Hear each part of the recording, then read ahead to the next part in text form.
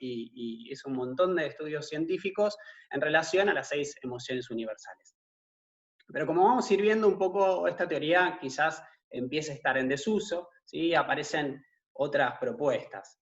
Entonces, avanzamos con la siguiente diapositiva, y acá lo traigo a Antonio Damasio. Él es un neurocientífico muy destacado, pero además es un gran divulgador. Escribió El error de Descartes, que se los recomiendo mucho, hablando de un poco de esto de las emociones y los sentimientos. ¿Es lo mismo una cosa y la otra?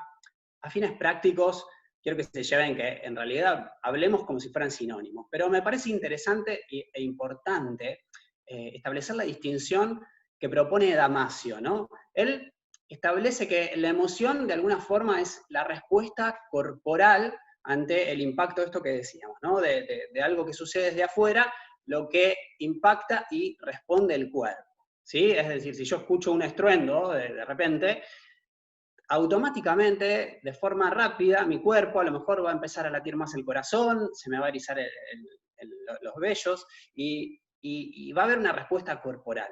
Eso sería la emoción, ¿no? Que cuando mi cerebro le llega esa información, la decodifica y la etiqueta y le puede poner de susto, de asombro, de temor, ¿no? Entonces, para ponerlo en palabras de Damasio, él habla de que una emoción es el teatro del cuerpo, ¿sí? Y un sentimiento es el teatro de la mente, ¿no? Lo que nosotros nos contamos en función de lo que estamos sintiendo. Esta descripción es mínima, ¿no? Porque tiene que ver el sentimiento con la conciencia de la emoción, pero me parece importante mencionarlo, porque ya que practicamos mindfulness, ¿no? Y estamos muy atentos a estar presentes, a sentir, ¿no? Y estar aquí ahora, me parece que esta distinción no es menor. Avanzamos entonces con la siguiente diapositiva. Y aquí me gusta quizás provocar un poquito y decir que la realidad es neutra, ¿no? La frase no es mía, es de un filósofo que se llama Emile Cioran, pero ¿por qué la traigo, no? Porque en realidad, probablemente si ustedes estén mirando el símbolo ese que aparece ahí en negro al lado de la frase, de la realidad es neutra, todos coincidan en que es un número, ¿no? Y es el número 13, probablemente. Pero si avanzamos un poquito más en la diapositiva para ver un poco más allá de lo que nos muestra, ¿no? La percepción no implica algo exclusivamente de lo que ingresa por nuestros sentidos, ¿sí? Sea visual, táctil o el que sea, sino también del entorno, ¿sí? De lo que acompaña eso que estamos viendo. Tiene que ver también con nuestra memoria, con nuestras experiencias, ¿sí? Y nuestros sesgos muchas veces cognitivos también influyen en lo que estamos percibiendo. Entonces, por esto juega un poco el hecho de que la realidad es neutra en el sentido de que es lo que es, y después nosotros con nuestro bagaje y demás interpretamos. Entonces, avanzamos un poquito más. Ahí ven que con el contexto que cambia, encontramos esta apreciación diferente, ¿no? Entre una B larga y un 13 en relación al contexto. Avanzamos con la siguiente diapositiva. Bien, y entonces, como no los quiero convencer, simplemente mostrarles distintas cuestiones, me interesa que ahora con estas manchas que están viendo, ¿sí? Si alguno de ustedes conoce esta imagen, probablemente ya sepa qué quiere decir estas manchas, ¿no? Pero si no, lo más probable, ¿sí? Es que a cada uno de ustedes se les presente algo que se llama ceguera experiencial, en el sentido de que nuestro cerebro no tiene una imagen compatible para ponerle una entidad determinada a estas manchas que estamos viendo, ¿no? Pero si avanzamos un poquito más y vemos la siguiente imagen, tal vez, ¿no? Tal vez después de ver esta imagen, si volvemos a ver las manchas y hacemos una... Si volvemos a ver las manchas, ahora automáticamente es como nuestro cerebro dice, sí, claro, obvio, es una abeja, es obvio, ¿no? Entonces, volvemos a lo mismo, ¿no? La experiencia, la memoria, juegan en función de nuestras percepciones. Avanzamos un poquito más allá de la abeja, que todos espero que puedan haber visto. ¿Y por qué traigo todas estas cuestiones? Porque las emociones, hoy en día, hay distintos psicólogos y neurocientíficos que proponen la teoría, digamos, de la construcción de las emociones, que las emociones se construyen, porque al igual que sucede con estas imágenes que acaban de ver, nuestro cerebro construye un concepto emocional, ¿sí? Un concepto, una palabra. Esta, una de las mayores divulgadoras es Lisa Feldman Barrett, que tiene un libro que también se los recomiendo, que es muy claro y, bueno, parte de los ejemplos que estuvieron viendo fueron tomados de ese libro, porque son muy esclarecedores, que se llama La vida secreta del cerebro en español. La traducción es un poco rara, digamos, del inglés. Pero avancemos un poquito más, porque quiero profundizar en esta idea que se construyen. Otro ejemplo, ¿no? O sea, si yo le mostraba esta imagen a mi viejo, por ejemplo, que tiene más de 80 años, él me dice, esto es una magdalena, ¿no? Y hoy por hoy viene un chef y ahí me dicen, no, eso es un cupcake y esto otro es un muffin, ¿no? Cómo los conceptos cambian y quizás la imagen podría ser muy similar una de la otra, ¿no? Entonces, avancemos un poquito más, son solo ejemplos para que vayan teniendo esta idea, ¿no? Esta nueva idea que nos propone Lisa Feldman Barrett de que una emoción, ¿sí? De alguna forma es una creación por parte del cerebro del significado que tienen nuestras sensaciones corporales, ¿sí? En relación a lo que está ocurriendo en el mundo que nos rodea, ¿ok? Entonces, fíjense cómo acá tiene puntos de conexión con la teoría previa en el sentido que hay sensaciones corporales, pero hay una creación, ¿no? Hay conceptos previos, ¿no? Y esto es lo que postula esta nueva teoría de las emociones. Avancemos una diapo más. Entonces, acá, volviendo a la imagen que habían visto al inicio, ¿sí? Quizás en un inicio todos pusieron o anotaron, tal vez, esto quizás en una clase cara a cara es más interesante hacerlo, se hace difícil que les pida a ustedes que me digan que vieron, ¿no? Pero probablemente hayan visto un gesto de dolor, de angustia, ¿no? Y si avanzamos una diapositiva más y vemos esta siguiente imagen, fíjense que el rostro es el mismo, yo no cambié nada, simplemente les mostré el contexto de la foto, ¿no? Y cómo cambia, ¿no? Eso que podía, buenísimo, alguien que ya había visto Euphoria, excelente. Cómo cambia, ¿no? En un principio, si nosotros teníamos recortada la cara, ¿no? Como nos postulaba Paul Ekman en su teoría de las emociones universales, en la primera cara, bueno, hay quien vio Euphoria, está buenísimo, porque en realidad lo que plantea Lisa Feldman Barrett es que en realidad hay tantas emociones disponibles como la capacidad de poner conceptos que tenemos. De hecho, pasa muchas veces también con palabras del extranjero, ¿no? Hay determinadas palabras que en el extranjero tienen un significado, una emoción que nosotros no podríamos traducir, ¿no? En alemán tienen una palabra, por ejemplo, que no se las pronuncio porque seguro se las digo mal, pero es muy conocida porque esa palabra en alemán quiere decir, por ejemplo, la alegría que uno puede sentir con la desgracia de otra persona. Es un tanto rara esta emoción que sienten los alemanes. Por ejemplo, si River le gana la final a Boca, no solo River estaba contento por el festejo de que ganó, sino también porque Boca perdió, ¿no? Entonces, esa sería esa sensación que nosotros no tendríamos qué palabra etiquetar, los alemanes tienen. Y así hay muchos ejemplos en distintos idiomas. Pero avancemos un poquito más, entonces. Bien, y ahora soy gastroenterólogo, obviamente, ¿no? Pero díganme a quién no le ha pasado alguna vez de sentir realmente ese nudo en el estómago, ¿no? Que la comida quedó ahí parada y no avanzaba más, ¿no? Como nos sugiere el dibujo de la izquierda, ¿no? Y esto claramente sucede cuando uno a lo mejor está comiendo y se pone a discutir con alguien o se enoja, ¿no? Y cómo esta traducción de lo que sentimos, que es una emoción, también repercute en nuestro cuerpo, en nuestros órganos, ¿no? Es importante que esto también lo veamos. Esto se ve desde la ciencia y hoy por hoy se sabe, por ejemplo, que ante un enojo o quizás una tristeza, el sistema digestivo se paraliza, ¿sí? Y entonces el estómago no coordina bien y no continúa su proceso digestivo, ¿sí? Lo mismo sucede con el intestino.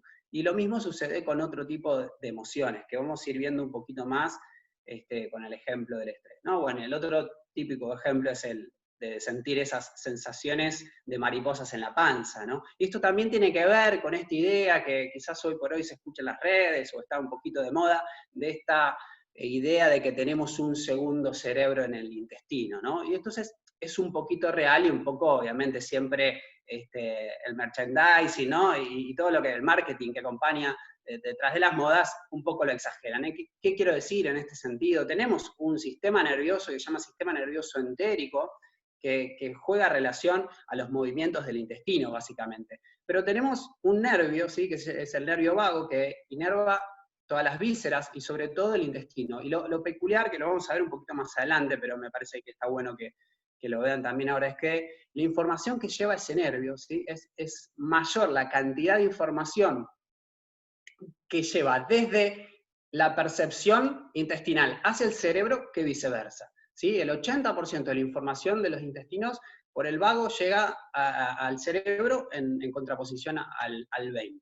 ¿Sí? Es como si tuviéramos una autopista de información del intestino hacia el cerebro y una pequeña colectora en otro sentido. Y está perfecta la siguiente diapositiva, ¿no? Vamos a hablar un poquito también de estrés, ¿no? Y emociones, ¿no? Y para definir estrés me gusta a mí contarlo con una anécdota que me ha pasado. Este es el Cerro Champaquí. Para el que no lo conoce, es la cima del Champaquí, es el cerro más alto de Córdoba, una provincia que estimo mucho porque he pasado todos los veranos prácticamente desde que nací. Y en uno de esos veranos, ¿sí? Junto con mis amigos, que habíamos ido al Champaquí, yo venía caminando por el sendero y de repente, ¿sí? casi, piso una víbora, ¿sí? Que se cruzó por el medio del sendero. Ahí tenemos la siguiente imagen, ¿sí? Es una víbora coral, ¿sí? Que obviamente en ese instante mi cuerpo, digamos, mi conciencia no pensó, digamos, fue todo inconsciente, que pegué un salto, mi corazón empezó a latir a 1000 por hora, mi visión se puso buscando dónde estaba esa víbora que casi piso, estaba completamente tenso, ¿no? Entonces, aquí, básicamente, con esta anécdota, lo que traigo es porque es una clara respuesta del estrés, ¿no? El estrés es eso, es una reacción automática ante una amenaza o una tensión determinada, que en este caso fue esta víbora que se cruzó en el camino, ¿no? Y cómo después eso se traduce también en lo que charlábamos antes, en una emoción, y cuando esa emoción se hace consciente, en el sentimiento. Avancemos una más. Y entonces, el estrés, ¿sí? Puede estar presente ante amenazas físicas, como las que tenemos todos hoy por hoy con el coronavirus a nivel mundial y que tanta incertidumbre nos genera, pero también puede estar presente seguimos con la que sigue,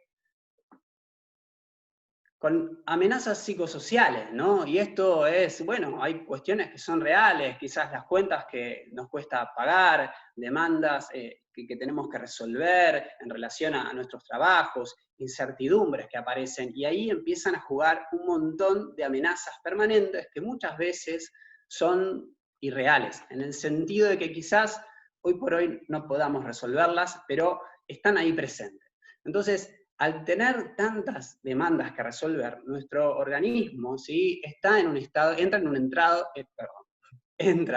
estado de estrés crónico. Y el estrés crónico es el que tenemos que poner atención porque es el que nos va a llevar, si no tomamos acciones ante eso, obviamente a desarrollar enfermedades, ¿sí? Pero vamos a ir viendo que de alguna forma nuestro cuerpo, ¿sí? Hoy veníamos a hablar del cuerpo también, no solo de las emociones, nuestro cuerpo nos avisa. Así que vamos con la siguiente. Bien, entonces acá para resumir, la idea del estrés, ¿sí? Que tiene dos caras, ¿no? Un poco con esto de la realidad es neutra, yo también juego y digo, el estrés es neutro, ¿sí? ¿Por qué? Porque ante un estímulo que aparece, ¿se acuerdan la víbora esta que apareció?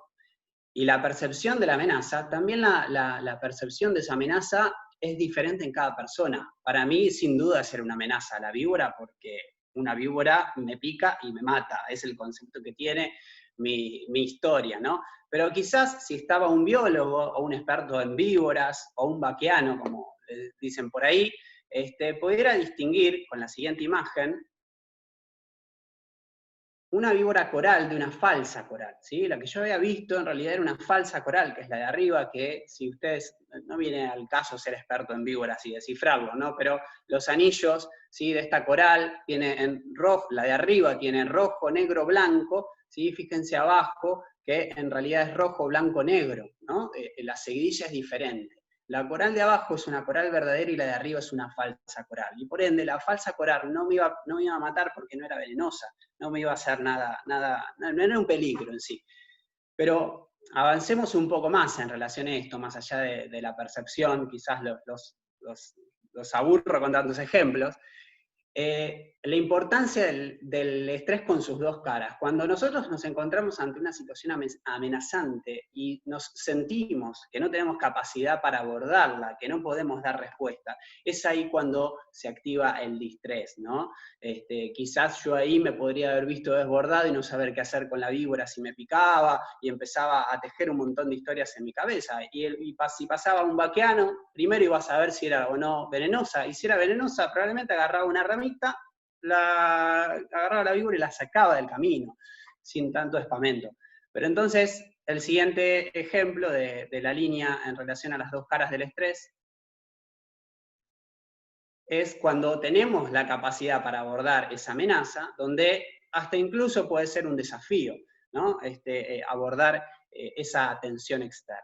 Bueno, esto más que nada para resumir un poquito del estrés y la importancia que hablábamos, esto del distrés crónico, ¿no? Cuando tenemos permanentemente cuestiones que nos amenazan, nos ponen en tensión y quizás no podemos o no vemos la manera de abordarlas. Pasamos a la siguiente. Bien, entonces vamos a ver un poquito cómo nuestro cuerpo nos avisa en relación al estrés crónico, ¿sí?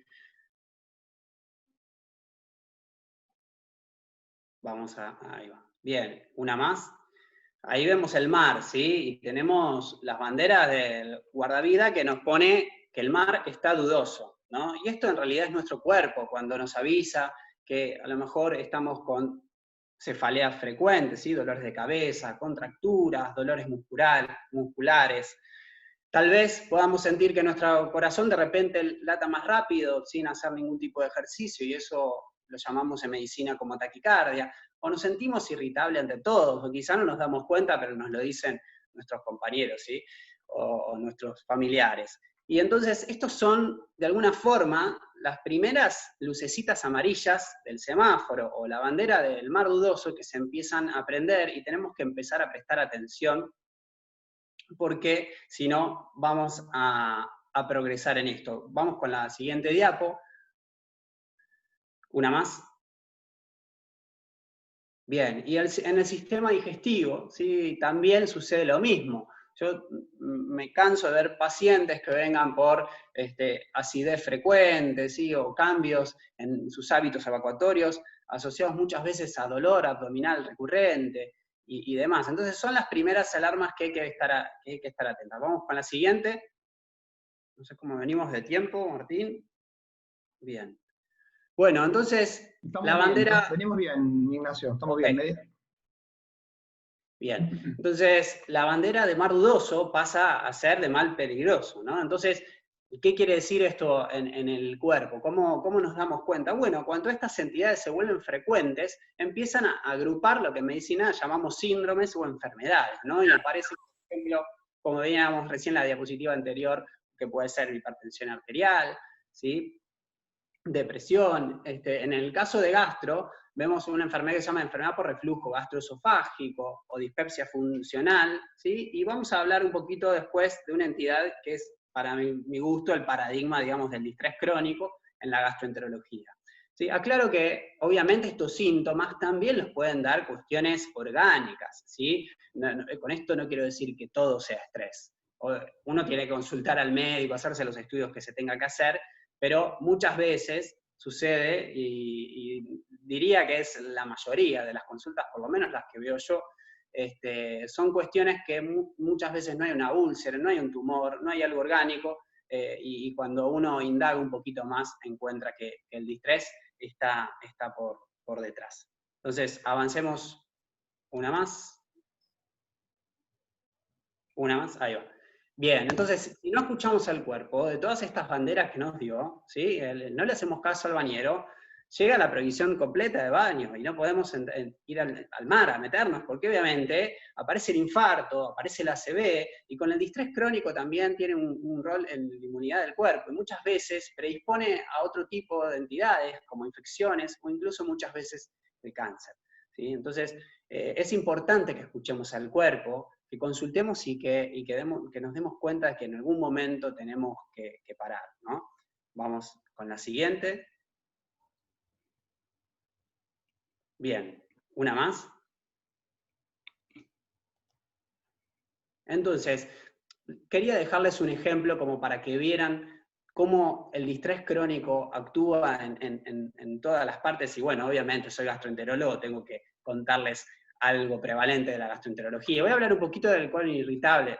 ¿Qué es el síndrome intestino irritable? Bueno, es una entidad que aparece generalmente por dolores y molestias abdominales recurrentes que se asocian con estas ganas de ir corriendo al baño, o a veces dificultades para ir de cuerpo, ¿sí? En un tiempo obviamente determinado, no es que porque nos pase una vez vamos a tener colon irritable como se conocía anteriormente, o el síndrome intestino irritable. Avancemos una más.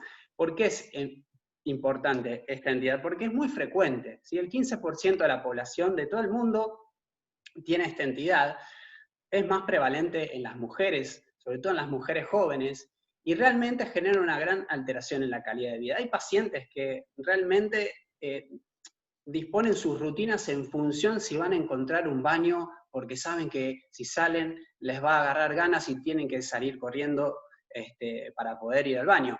Y fíjense que más del 50% de esta entidad se asocia a entidades como la depresión mayor, trastornos de ansiedad o incluso la lexitimia, ¿no? Esta, por alguna forma de decirlo, de incapacidad o dificultad para poner en palabras lo que uno siente, ¿no? Las emociones. Fíjense cómo todo está relacionado. Vamos con una más. Bien, entonces acá Fantino me agarra, y probablemente ustedes también, porque ya los mareé tanto con tantas cosas, que me dicen, pará, ¿cuál es la conexión de todo esto, no? Y entonces acá le digo, tranquilo Fantino, yo ahora te lo explico. A ver, el síndrome intestino irritable es un paradigma, pasemos una más, del distrés crónico y de la alteración de este eje, que es muy importante, que es el eje cerebro-intestino-microbiota. Y acá ya nos metemos en chino para los que no son médicos, porque ¿qué tiene que ver, qué es la microbiota, ¿no? ¿Qué es esta palabra rara? Bueno, en realidad, para aclarar un poquito, la microbiota en realidad no son más que los microorganismos que tenemos en el cuerpo, ¿sí? En realidad, por cada célula que tenemos en el cuerpo, tenemos 10 bacterias o microorganismos en general, no solo bacterias, pero pongamos bacterias para que sea más fácil. O sea, hay 10 por 1, por lo cual somos microbios caminando prácticamente, ¿no? Y en particular es muy interesante en estos últimos años todas las investigaciones que hay en relación a la microbiota intestinal. Porque la microbiota intestinal tiene relación con las sustancias que genera, ¿sí? Porque, por poner un ejemplo, ¿sí? La serotonina que se fabrica en el cuerpo, ¿sí? El 90% la genera el intestino. Y la genera a punto de partida, ¿sí? Perdón, aclaro, la serotonina es una hormona, ¿sí? Que las hormonas son como llaves y mensajeros para las distintas partes y órganos del cuerpo, ¿sí? Lo claro porque no todos tienen por qué saber que es una hormona. Entonces, la serotonina, ¿sí? Que tiene mucho que ver con los estados de ánimo y demás, el 90% se genera en el intestino, y fíjense que la microbiota participa en todo el proceso de generación de serotonina intestinal. A punto de partida de lo que comemos, ¿sí? La microbiota de eso que comemos, de determinadas sustancias, modifica y da otra sustancia, que esa sustancia después va a pasar a la célula, una célula puntual del intestino, y acá ven la interrelación, que es la célula enterocromafín, y esta célula va a terminar liberando la serotonina. Pero fíjense cómo todo está interrelacionado. Y acá también el eje de intestino-cerebro que mencionábamos antes, de esta interrelación, entre lo que sentimos y lo de la información que nos llega, ¿no? Lo que sentimos en los intestinos y la serotonina se mide en sangre, sí se puede medir en sangre. Entonces, claro, yo le digo que la fabrica en el intestino, obviamente, después de ahí se absorbe y pasa a la sangre, porque actúa en varias partes de todo el cuerpo, pero, digamos, actúa a nivel cerebral, ¿no? También funciona como un neurotransmisor. Entonces, nada, la importancia de esta interrelación, vamos un poquito más porque me gustaría poder darles el ejemplo, ¿no? Y acá nos vamos de viaje.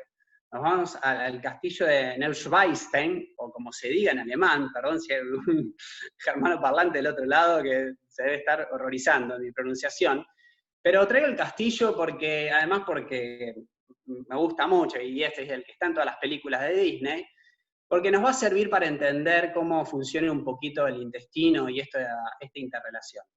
Entonces, avancemos con el castillo, así podemos aclarar un poco más. Bueno, ¿qué tendrá que ver el castillo con el intestino? Bueno, ahí ven en corte, ¿no?, del intestino, piénsenlo como un tubo, en ese tubo, la parte interna, tenemos, ¿no?, dentro de las funciones de defensa del organismo, que es muy importante el intestino, van a ver que, bueno, yo ahí no puedo marcar, pero ven al costado en el dibujo que hay cuadraditos que son células, ¿no? Eso, perfecto. Esas células, ¿sí?, representan las murallas del castillo, porque nos van a defender de los bichitos que vienen con la comida, con el agua y demás. Pero fíjense que además de las células que representan la muralla, en un castillo también hay un foso, ¿no?, con agua para evitar también las invasiones. Y el intestino también tiene un foso de alguna manera. Quizás ahí es muy sutil y no se ve bien en la imagen, pero las células intestinales liberan una especie de moco que recubre las células, que serían la función de este foso. Y en el foso también hay cocodrilos. Y el intestino también tiene cocodrilos. En este caso son unas proteínas que se llaman inmunoglobulina A, que nos sirven de defensa porque se van a adherir a estos otros bichitos y nos van a defender. Avancemos un poquito más, que ahí nos muestran un poquito más. Hablamos de la barrera física, el moco y las células. La barrera inmunológica, ¿sí?, está representada por los soldados del fuerte, ¿sí? Y estos soldados en el intestino son esas celulitas redondas que se ven ahí en azul, que seguramente les sonarán los linfocitos. Bueno, hay linfocitos también que nos defienden. Hay macrófagos, células dendríticas, hay un montón de nombres raros que no importan, pero funcionan como la segunda, digamos, barrera de defensa activa, ¿no? Y después, como les contaba recién, el ejemplo de la serotonina, el intestino tiene una función hormonal, y una función, hacemos una diapo más, una función, ¿sí?, del sistema nervioso entérico, que de esto ya hablamos, ¿sí?, que está por detrás de toda esa empalizada. Entonces, avanzamos con una diapo más. ¿Qué sucede con el distrés crónico? Bueno, y acá lo importante, con el distrés crónico, lo que sucede es que aparece una rebelión en el fuerte, ¿no? Entonces los soldados se rebelan y empiezan a atacar las murallas y las empiezan a abrir, y al abrir esas murallas el intestino pasa a ser, aumenta lo que llamamos la permeabilidad intestinal, ¿sí? Pasa a ser un intestino permeable, como se ve en la imagen, ahí las celulitas, las toxinas y los bichitos y microorganismos empiezan a pasar a la sangre del intestino, y esto genera una microinflamación, ¿sí?, que no es visible, pero está. Esta inflamación lleva a aumentar la sensibilidad de las vísceras. ¿Se acuerdan que mencionamos recién el sistema nervioso entérico? Les conté también el nervio del vago, que era el 80% de información. Y todo esto es lo que va a llevar a esa sensación de dolor, de aumento digamos, de esa microinflamación. Hacemos una diapositiva más. Bien, y aumentan la motilidad, ahí se nos fueron, ahí va. Aumenta la motilidad intestinal, ¿sí?, cambios en la microbiota intestinal, y todo eso lleva a esta manifestación del síndrome de intestino irritable que les había contado previamente. Pero ¿cómo podemos hacer, ¿no? Porque con tanto problema, ahora por lo menos alguna solución tenemos que traer, ¿no? Entonces, ¿qué podemos hacer ante todo esto? Bueno, la propuesta es cambiar el foco, ¿no? O sea, hablamos de la percepción, que no era exclusiva a lo que entraba en los sentidos, es decir, que algo traemos, ¿no?, que influye en nuestra percepción. Eso de alguna forma va a impactar en lo que pensemos y en las emociones que sintamos, ¿no?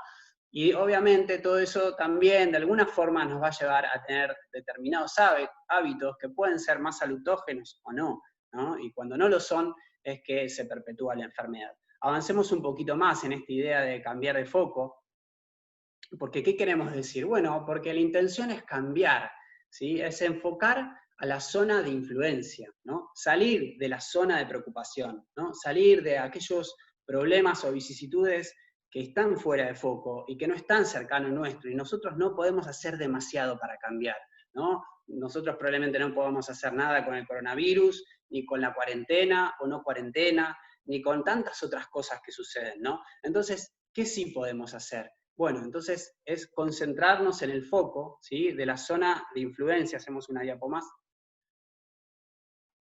¿Y qué es lo que está en el centro? ¿Y qué quiere decir con la zona de influencia? Todo aquello que dependa de nosotros que sí podamos hacer, ¿no? Porque lo que podamos hacer con nosotros también va a irradiar de alguna forma en nuestro entorno más cercano, ¿no? Y acá es cuando aparece mindfulness. Es las actitudes mindfulness, de estar presente, ¿no? Esto de que el mindfulness en realidad no es una práctica egoísta para estar bien y en calma y que nada más me importe, no, todo lo contrario, es poder estar en calma, presente, aquí, atentos, para reconocernos, ¿no? Para sentirnos y para después, desde ese lugar, poder brindarnos hacia un otro y compartir con un otro, ¿no? Esta es la propuesta, ¿no? De mindfulness. Es la intención de la compasión, de lo que menciona muchas veces Martín, no hay mindfulness sin el heartfulness, ¿no? Sin la presencia del corazón. Y bueno, y también obviamente con una actitud de esta idea de aprendiz, ¿no? De aprendizaje continuo, de observación, esta mente de principiante que nos proponen desde el mindfulness. Avancemos un poquito más. Esto es lo que nos resumen de alguna forma la práctica de mindfulness. La siguiente diapo. Bien, y obviamente soy médico, me gusta la evidencia científica, no podía dejar de ponerles esta diapositiva, ya lo explica muy bien Martín en su libro, ¿sí? El mindfulness hoy en día es la meditación científica por la cantidad de bibliografía disponible, en realidad de papers, ¿no? De artículos publicados. Esta imagen es viejita, dice 2016, pero hasta el año pasado, las últimas búsquedas que hice, había más de 15.000 publicaciones científicas en PubMed, que es como el Google de los médicos o investigadores, biólogos y demás, donde buscamos, donde aparecen todas estas publicaciones, ¿no?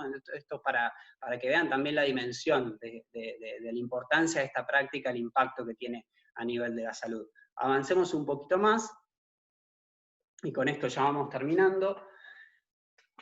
Hablamos del síndrome de intestino irritable. Bueno, veamos si el mindfulness, de alguna forma, puede ayudarnos a mejorar esta entidad, más allá del resto de los tratamientos. Bueno, ¿y qué nos dice la evidencia científica? Nos dice que sí, este artículo, fíjense, está publicado en, no tiene por qué saberlo, pero es una revista de alto impacto en la gastroenterología, pero ya del año 2011, ¿no? Que hay evidencia sobre este tema puntual, como les decía. Y lo que demuestran en este trabajo, donde obviamente usan dos grupos controles que tenían síndrome de intestino irritable, a donde uno de los grupos de pacientes le enseñaban la práctica, ¿sí? La práctica estándar del MMSR de 8 semanas, y a otros le hacían como una práctica placebo de otro tipo de características, que nada tenían que ver con el mindfulness. Y veían después el impacto que tenía, ¿sí? En los síntomas, en la severidad de los síntomas que tenían esas personas y en la calidad de vida también. Veamos con la diapo siguiente. Esa es la traducción, básicamente. Una menos que faltaba. Ahí va. Entonces, lo que se vio en este trabajo, que comparaban los dos grupos, es que el mindfulness efectivamente reducía la severidad, ¿sí? Y genera una mejoría en la calidad de vida de estas personas. Y fíjense que también, obviamente, esto también lo sabemos por otros estudios, pero también había impacto en los síntomas psicológicos asociados que habíamos mencionado, como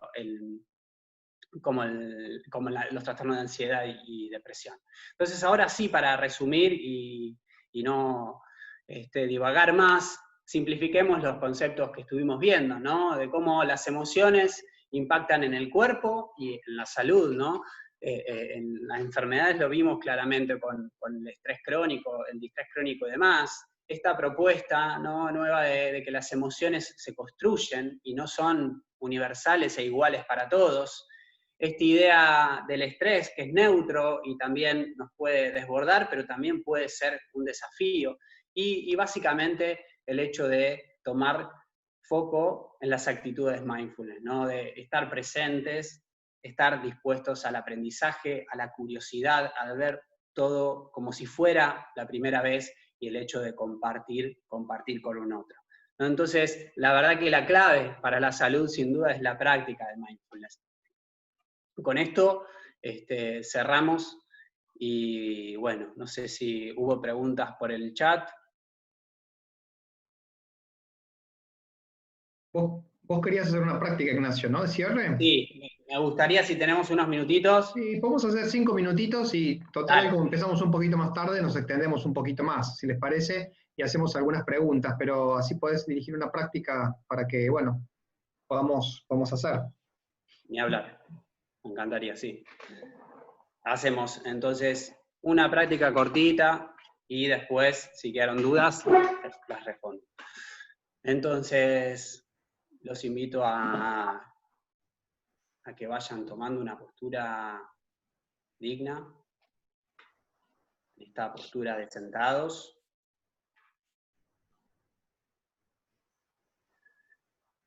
Cierren los ojos para comenzar a tomar conciencia del cuerpo.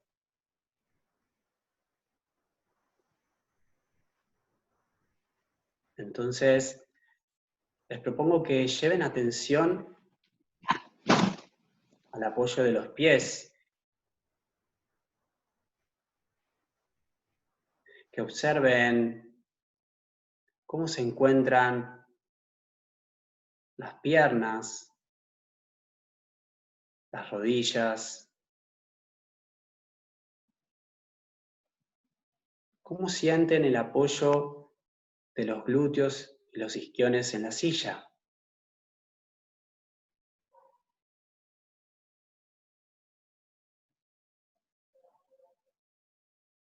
Y sientan ahora la columna en el espacio. Una columna recta pero no rígida. Con esa postura digna característica del mindfulness que nos permite estar atentos. Perciban tal vez si hay tensión muscular rodeando la columna, lumbar, dorsal. Observen los hombros. Muchas veces están elevados hacia las orejas, producto de la tensión corporal. Y sientan. Sientan, por favor, si hay sensaciones, si hay incomodidades. Recíbanlas. La mente está acostumbrada a rechazar esa serie de incomodidades o de dolor. Y la propuesta de mindfulness es recibirlas con el corazón para indagar. Indaguen qué les dice ese dolor o esa incomodidad.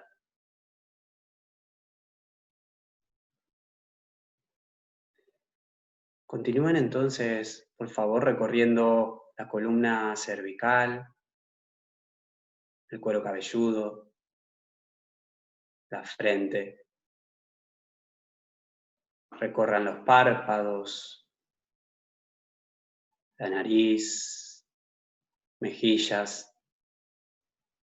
y vayan percibiendo las sensaciones que aparecen, como poco a poco, con la presencia de la conciencia también esas ligeras tensiones se van aflojando. Recorran los labios, recorran la boca, la lengua apoyada en el paladar superior. Sientan cómo ligeramente y sutil cuelga la mandíbula. Y sientan ahora, por favor, la respiración a nivel de las fosas nasales. Al inhalar y al exhalar. Inhalar y exhalar. Y sientan también cómo con cada exhalación nuestro cuerpo entero se va soltando.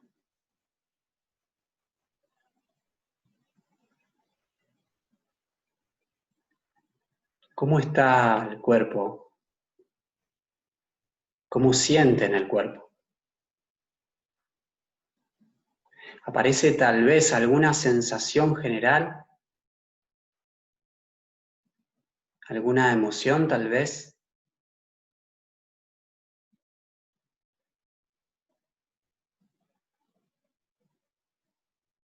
Tal vez aparezca calma, tal vez ansiedad, incomodidad, tranquilidad. No importa el concepto, simplemente reciban esa emoción que aparece.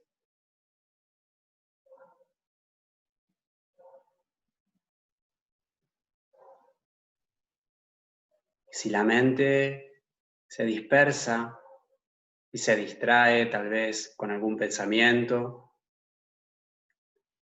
tráiganla amablemente una vez más al sentir la inhalación y la exhalación.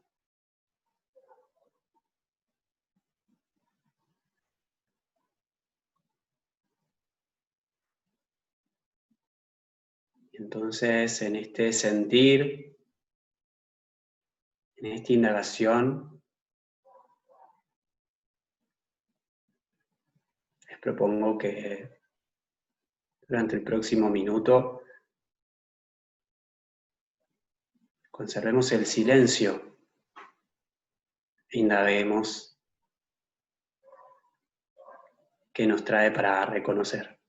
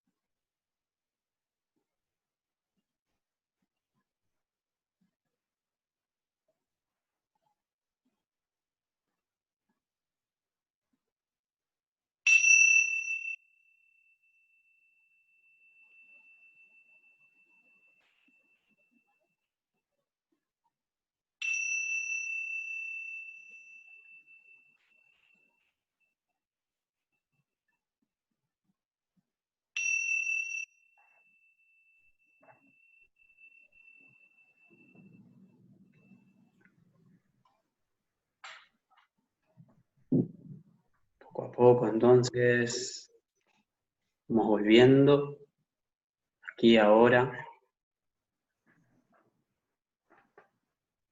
estar presentes una vez más.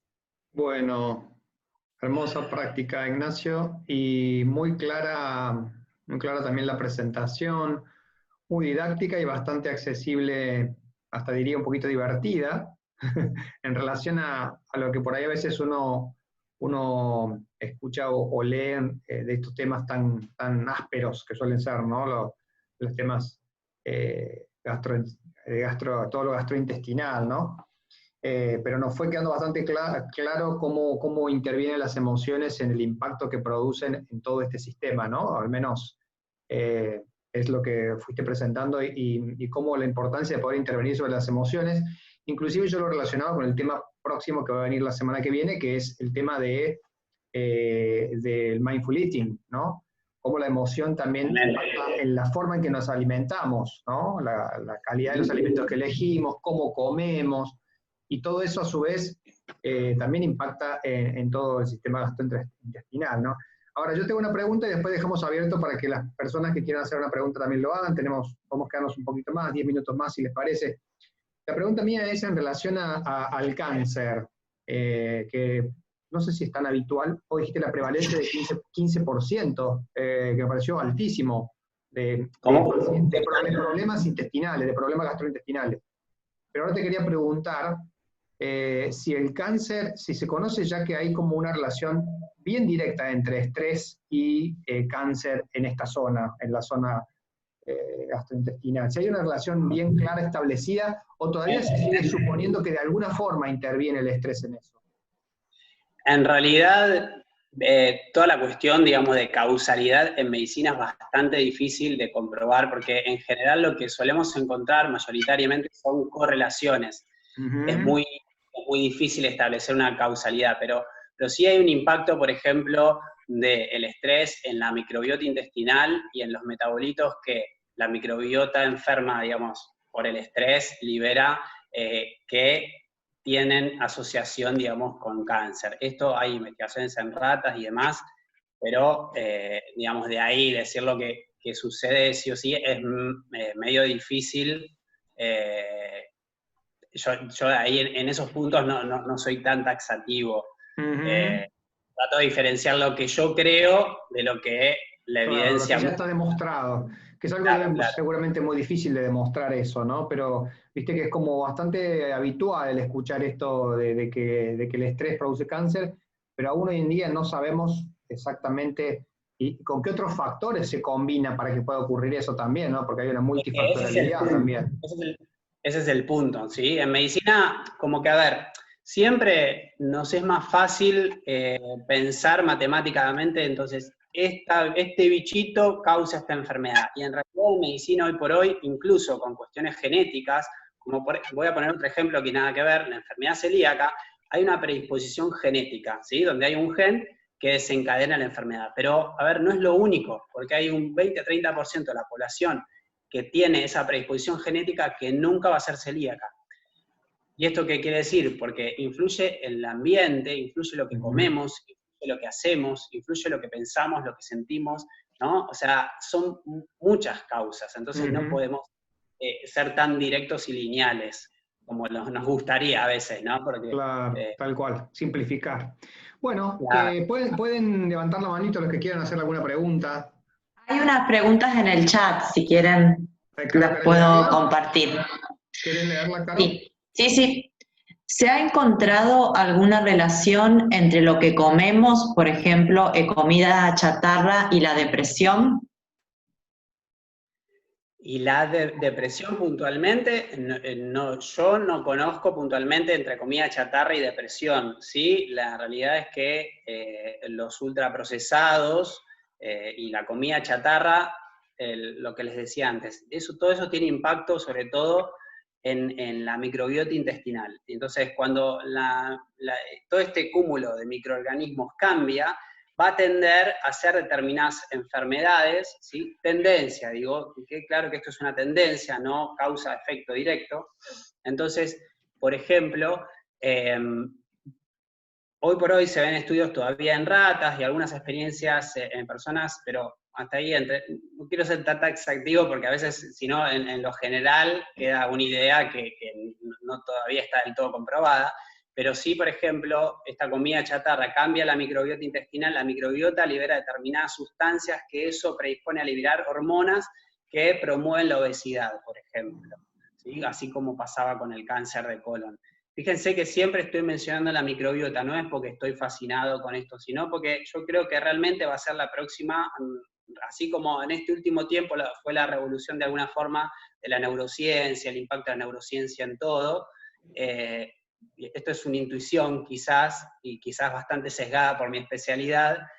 La serotonina se genera en el intestino, toda no, gran parte, el 90%, ¿sí? No es el único lugar.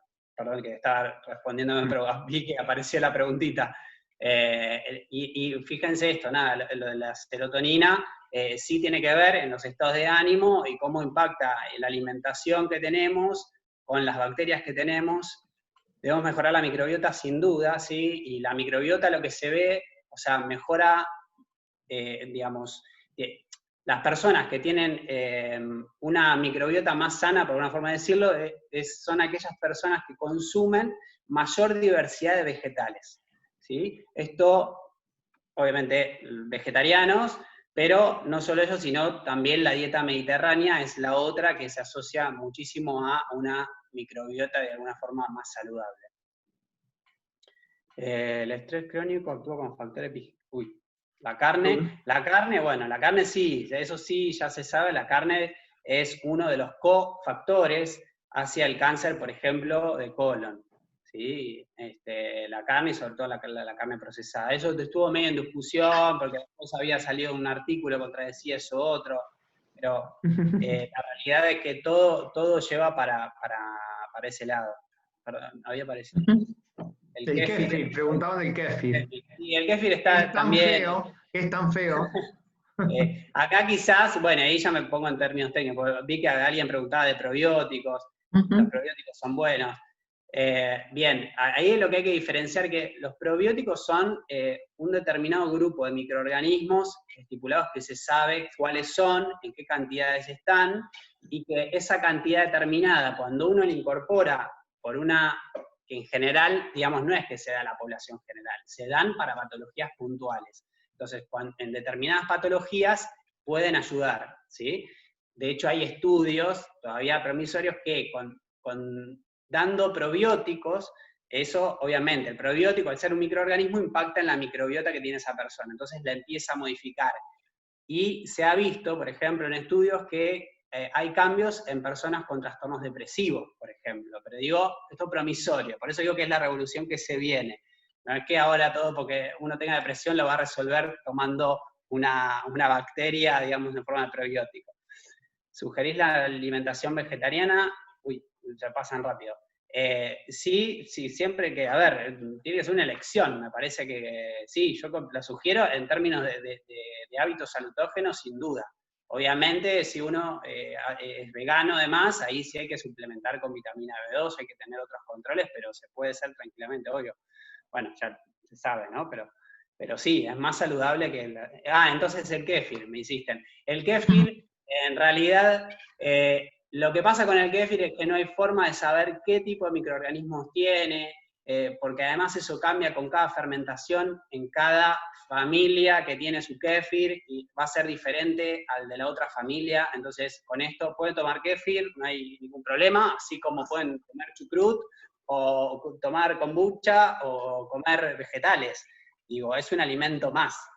Que no aparezca ahora también como el kéfir la solución a todos los males, porque esto también pasa con determinadas modas y cosas que de repente tal persona se curó tomando tal cosa.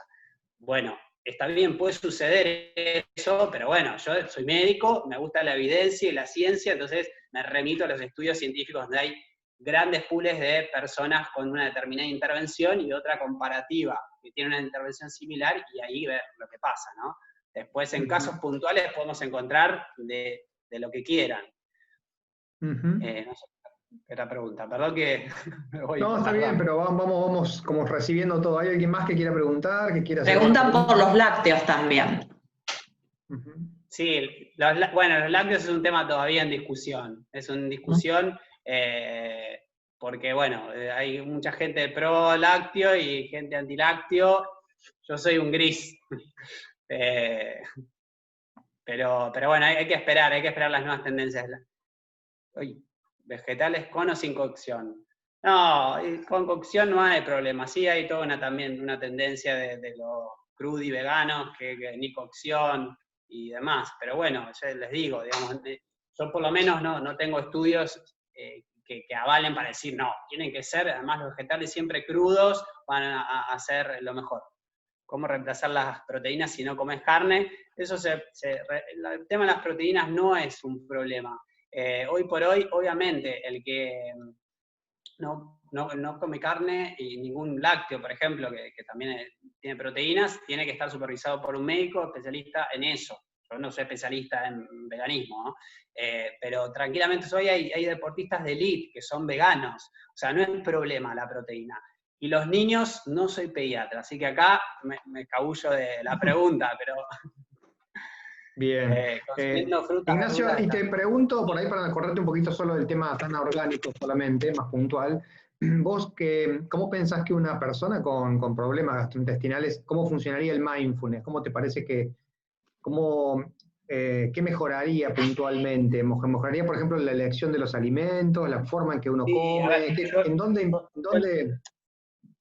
Yo lo que creo, a ver, por lo menos, y acá hablo de mi experiencia, ¿no? Como más allá de la evidencia, así no aburro tanto, puntualmente el mindfulness siempre, esto es una práctica diaria, ¿no? No es una nueva herramienta de moda para reducir el estrés y nada más, ¿no? Y por eso es tan importante practicar todos los días, porque cuando uno practica todos los días ve el impacto que tiene en uno y en cómo uno va haciendo elecciones más saludables para con uno, porque aparece el autocuidado, uno al estar más presente y consciente de las decisiones que toma, inevitablemente, cuando pueda, va a tratar de elegir lo más saludable, es decir, hacer actividad física, comer más sano, ¿no? Todas estas cuestiones. Yo, digo, en este punto no tengo ninguna duda porque lo he visto en mí, lo veo en mis pacientes, lo veo en personas que practican y en cómo, digamos, se dirigen en la vida, digamos. Entonces, más allá de los estudios que también lo avalan en las cuestiones puntuales de la gastroenterología, y bueno, no me quise meter con el mindful eating, ¿no? Porque es la charla que sigue. Pero es súper importante, ¿no? Es que el impacto va en todos lados. Cuando uno practica, es como, cambia radicalmente. Bueno, yo no conté nada de mi experiencia personal, pero yo había terminado mi residencia completamente quemado, odiaba la profesión, el sistema médico, mis colegas, los pacientes, a todo el mundo, estaba completamente sobrepasado, obviamente burnout, y bueno, ahí empecé, ¿no? Con la práctica, y vi cómo, en realidad, nada cambió, pero todo cambió.